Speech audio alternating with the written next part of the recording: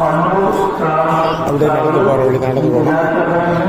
கம்ப்ளீட்டாக சிசிடிவி சர்வேலன்ஸில் இருக்குது எல்லாமே. Complete surveillance.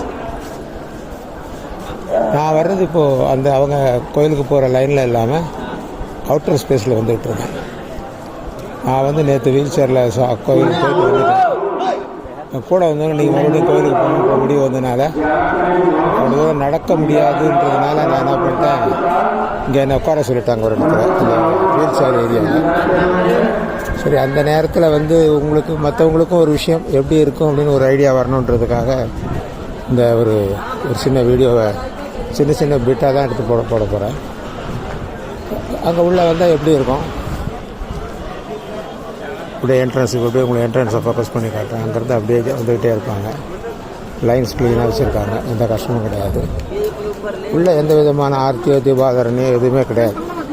போய் பார்த்துட்டு வந்துக்கிட்டே இருக்க வேண்டியது தான், அவ்வளோதான். அந்த மாதிரி ஒரு சிஸ்டம் வச்சுருக்காங்க. இப்போ நடந்து பாதி தூரம் வந்திருக்கேன். அதுக்கப்புறம்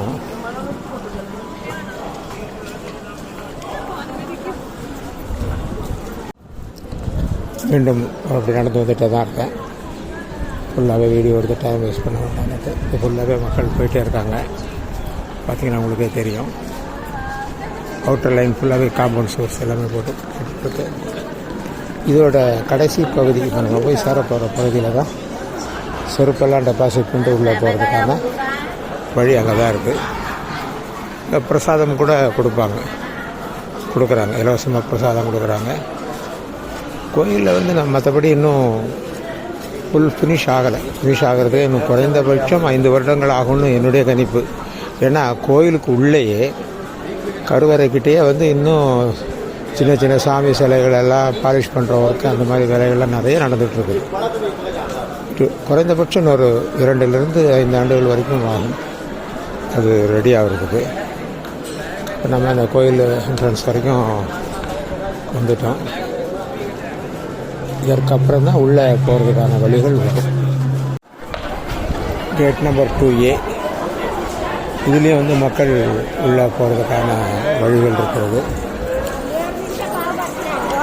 உள்ளே போயிட்டு வெளில வர்றவங்களும் வருவாங்க. வெளியிலேருந்து வர்றவங்களும் இங்கே வந்து ஜாயின் பண்ணுறதுக்கான ஒரு பாயிண்ட்டு, இந்த பாயிண்ட்டை பொறுத்தவரை.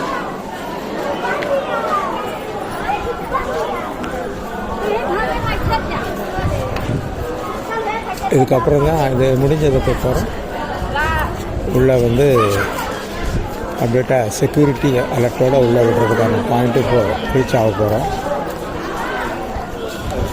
இந்த ஏரியா வரைக்குமே இல்லை, உள்ளே ஃபுல்லாகவே செருப்பு போட்டு போகலாம். இந்த செக்யூரிட்டி பாயிண்ட்டு தாண்டின பிறகு தான் செப்பல் டெபாசிட் பண்ணுறது எல்லாமே தான். இது வரைக்கும் நம்ம அப்படியே போயிட்டு அதற்கு பிறகு உள்ள எல்லாமே செக்யூரிட்டி உள்ள போயிட்டு எல்லாருமே போவாங்க. இதுதான் அவுட்டர் ஏரியா. அதுக்கப்புறம் உள்ள இன்னர் ஏரியா தான். அதுக்கப்புறம் லைனாக போக வேண்டியது. உள்ளே போனவங்க திரும்ப வெளியில் வர்றதுக்கான வந்துட்டுருக்காங்க பாருங்கள். ஒரு கூட்டமாக அவங்களுக்கு மக்கள் வர்றது தெரியும்னு நினைக்கிறேன். இவங்கெல்லாம் உள்ளே போயிட்டு பார்த்துட்டு வந்தவங்க. இது வழியாக உள்ளே போகிறவங்க, இது உள்ளே போகிறவங்க. இதுதான் வித்தியாசம், வேறு ஒன்றும் கிடையாது. இங்கே வந்து மத்தியானம் 12:30 to 1:30 வரைக்கும் க்ளோஸ் பண்ணியிருப்பாங்க. மற்றபடி வேறு எதுவும் கிடையாது. காலையில் சிறப்பு தரிசனம். இப்போ இங்கேருந்து பார்த்திங்கன்னா நம்ம அந்த உள்ளே வரக்கூடிய ஃபுல் என்ட்ரன்ஸும் நம்ம இங்கே பார்க்க முடியும். நன்றி, வணக்கம். போட்டு